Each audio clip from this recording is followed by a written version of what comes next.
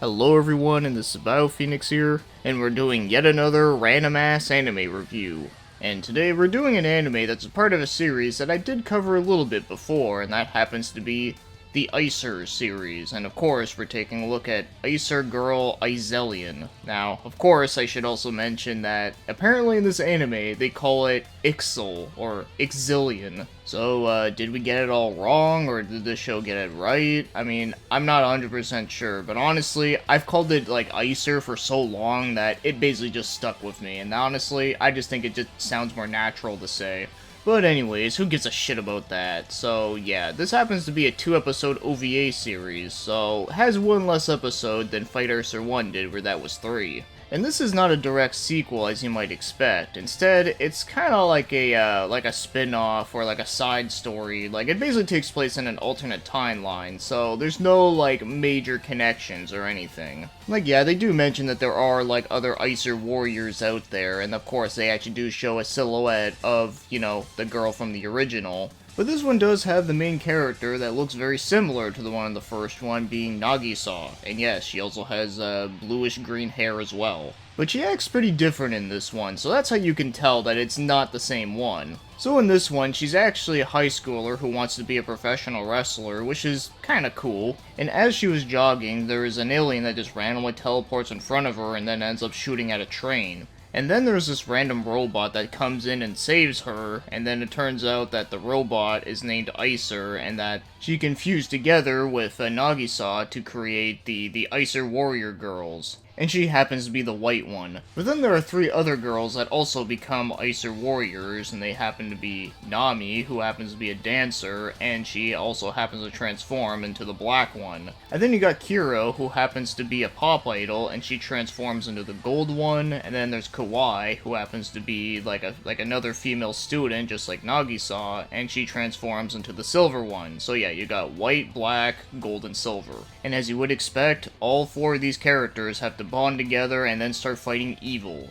And speaking of evil, they happen to be Cross, who happens to be like a female cyborg, and then there's also Chaos, yeah, very original name right there, who happens to be the leader. And they have destroyed many planets before, and their next target is Earth. And that's where, like, you know, the 4 main characters have to go together to, you know, kick their asses.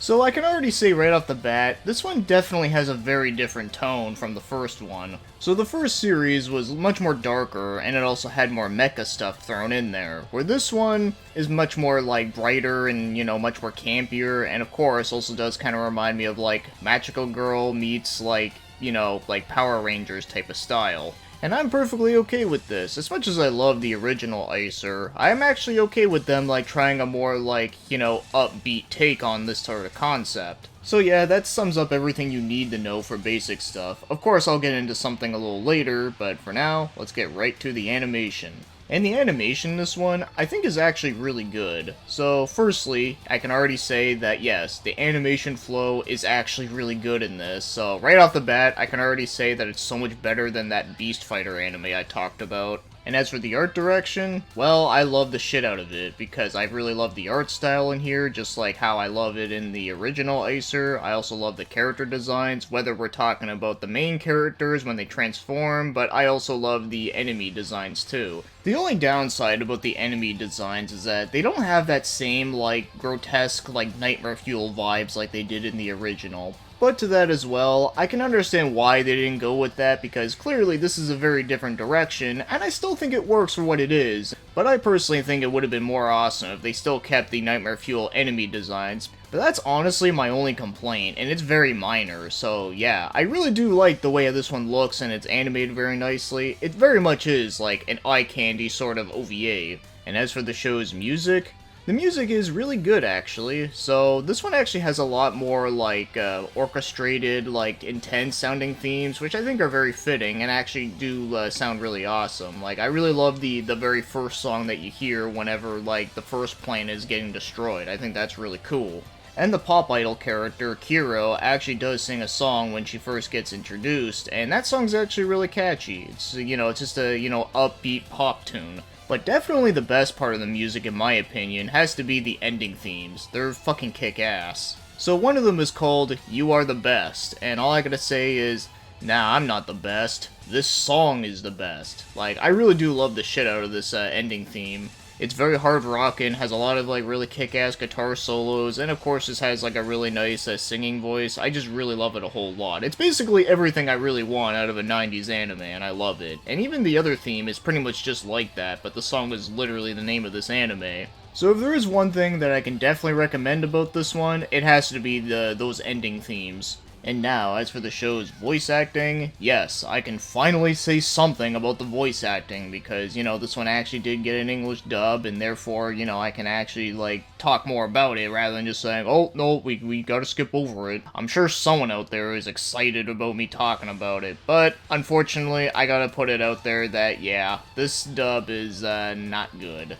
But it does have one nice thing that I can say about it, is that the character Nagisa, she was played by Larissa Wolcott. And I was familiar with her because she played Excel within Excel Saga, at least the later half of the season. And as for here, I actually think she suited it very well. Like, she did a really good job, like, you know, being, like, scared and, like, whining about, like, not wanting to fight the enemy and all this. So I think she actually did a really good job consistently. She's probably the best thing that I can say about this one's dub. And as for the Fight Iczer, that happens to be played by Rebecca Davis, and while she is a pretty good voice actor, I do find that here she's very mediocre. Not great, but not terrible. So, yeah, not much to say there. And the same thing can be said for Nami, who was played by Claire Hamilton. Just another unmemorable performance, but then the last two are easily the worst, and they happen to be Kiro and Kawhi, who were played by Jessica Schwartz and Jessica L. Wilson. Yeah, they were just fucking bad in this one. Like, for one, like, they were just so unconvincing every time they were yelling at shit. Like, I always just felt like, okay, that just sounds like they weren't even trying. And then, of course, like, just, like, their voices in general were just very bland and boring sounding. Like, not the so bad it's good kind, just the so bad that it's just boring. So, yeah, that's really unfortunate. And the two villain characters were played by Ellie McBride and Robert Pearson, and as again, they were just kinda okay. Not great, but not terrible. But there is one funny thing that did come out of the Cross's voice, and that happens to be a part where she says, "Damn you, Ixel bitches!" But yeah, that's the only, like, so bad it's good kind of line that I actually did thought was funny. So unfortunately, the voice direction on this one is a bit of a hot mess, but at least they did get one character voice right, so I don't know what happened. Like, what, did they, like, do a good job of her, and then the rest, they just clearly didn't give a shit? No idea, but as I always say, it's never always the actor's fault on why, like, some voices are, like, really bad. It's usually the director's fault, so yeah, that's just something to keep in mind, because I know there's a lot of people that clearly don't know that. Because you can have, like, a fantastic cast of, like, you know, big Hollywood actors, but if your, like, direction sucks ass, then, well, yeah, that's really gonna show. So yeah, unfortunately, this one does not have a good dub, except for, like, one voice role, so yeah, I think you might as well stick with the Japanese version, just because, like, I don't think there's enough funny shit to make, like, the English version, like, fun enough. So now, as my overall thoughts on Iczer Girls Iczelion is that, so this show is kind of middle of the road, but I'm not gonna lie, I did kind of have some mindless fun with it, so very generously, I'll say it's decent, but keep in mind, I said generous, so I will say it is objectively a pretty middle-of-the-road show. So when you compare this to the original Iczer, yeah, it's a bit of a big fall down, which is unfortunate, since that one had all sorts of badassery into it. But as for this one, unfortunately, it just doesn't have that same, like, character depth that the other one had. Now, I know this is a 2-episode OVA, so you can't expect it to have much, but with Fight Iczer 1 only having 3, I thought they did a pretty good job with it, and I feel like this is, like, one series that it needed to have one more episode at the very least. But yeah, unfortunately, I found that, like, Nagisa's, like, character development in this one is not like how it is in the original, because I feel like in this one, she's just kind of a scaredy cat throughout, like, the entire thing until, like, the very ending, where in the first one, like, you actually kind of understand why she's a bit, like, scared and all that, because she goes through a lot of bullshit, but here, she seems to just have, like, arguments with her white Iczer suit, and then they just have that throughout, like, the entire thing, pretty much, and then, like, all the other characters have to, like, fight, like, for her. And unfortunately, the other three characters are a little bit on the rushed side. Now, I mean, you kind of get the idea with like two of them, or one of them you kind of get the idea that she's a dancer, and the other one you get the idea that, she's a pop idol. But then the other one, who's just a student, like, you really don't know shit about her. So yeah, unfortunately the story is a little bit mediocre compared to like the other one, but is it at least fun? Well, I think it's kind of fun on a mindless fun sort of level. Like, the action scenes are pretty cool looking, and I really do like, like seeing like these like character designs and just like making them fight each other. In fact, I didn't even explain that one of the enemies actually uses a helmet that turns into a sword. So that's actually pretty awesome. And as I said before, I do really like the animation in this one, the music is really good, and the direction that they did with it, I do think it is interesting, but I do feel that they really could have made it a whole lot better though. So yeah, if you do want to watch this one, I would recommend it only if you want like something that's just like mindless fun, you don't gotta think about much, or you just want something that's just comforting, like comfort food anime.